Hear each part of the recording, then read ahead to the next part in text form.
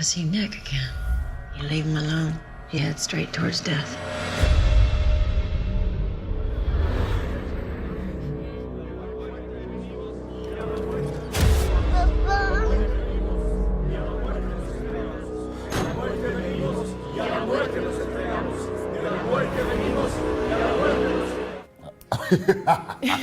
That's a good question. Yeah, That's a good question. yeah. I think we thought it was a good idea Yeah. going on the water. You know, you think that, like, okay, cool, we're going to leave LA, we're going to get on this boat, and we have some locations to get to.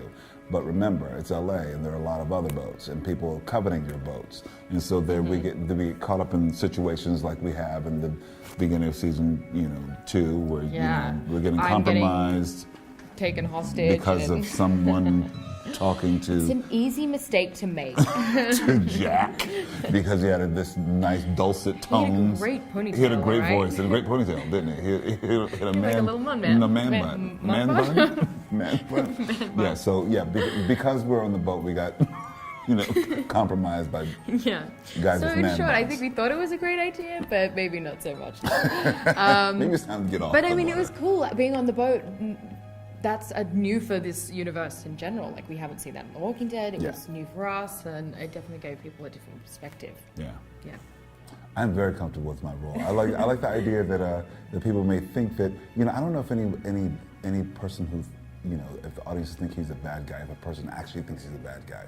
I think that Victor Strand is a complicated guy. He's an enigma wrapped in a conundrum, wrapped in cash. Ooh. Exactly. Wrapped in Ralph Lauren. Wrapped in Ralph Lauren. So that's good. But I think that I'm very comfortable with playing a character like him. He's someone who's very surprising. I love his sense of humor, and I think that he actually has. He's more there's so much more than meets the eye. And I think the He's moment protecting you, himself, the really, moment you get a sense of that, and I think that sometimes Victor, he's in control of what he'll let you see, and when he'll let you see it. But he's been challenged lately when things are just revealed. And then so he has no control over it. So that is something, and it's complicated, and something he's going to have to continue to examine and deal with as we move on in the series. Well, the funny thing is, I still think that I personally, it's my own personal secret that Victor Strand's sexuality, I don't know if you would even call it fluid, but I think it's about opportunity. And so I think that I think it's easy to say that a character is gay and then just say, okay, that's who he is. But I think that, like, even in the very beginning, season 1, Victor Strand, Abigail, and Dave Erickson told me Abigail was my daughter. And then that changed in the writing room. They decided, okay, Abigail is going to be your partner.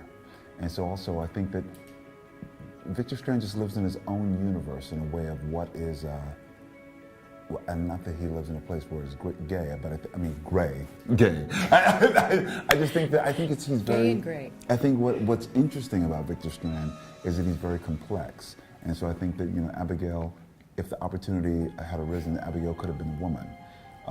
You know what I mean? Abigail could have been whatever served him in the moment. And so I think that that's interesting. It's definitely an and also, opportunist. he's an opportunist, but I also think because sexuality is so, I don't know, it's a bit more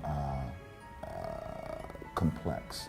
So that's what I think what we're trying to build with that character as well, which is even more interesting. So he's not just representing, oh, he's gay and that's what you think he is.